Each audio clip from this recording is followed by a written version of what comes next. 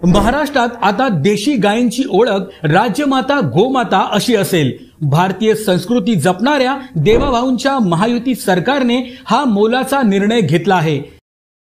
या संबंधीचा शासकीय अध्यादेश नुकताच जारी करण्यात आला आहे।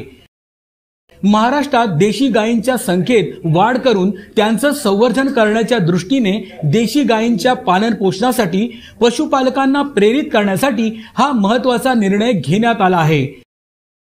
राज्यात देशी गायींच्या संवर्धनासाठी प्रति गाय प्रतिदिन 50 रुपये अनुदान देण्यात येईल।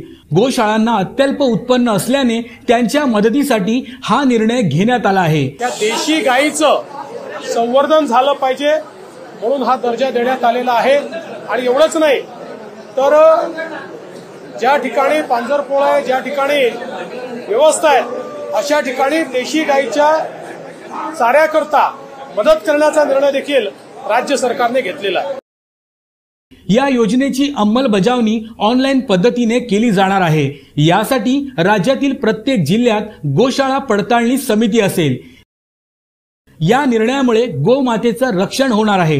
गायीला गोमातेचा दर्जा देण्याची प्रलंबित मागणी महायुती सरकारने पूर्ण केल्याने हिंदुत्ववादी संघटनांनी महायुती सरकारचे आभार मानले आहेत।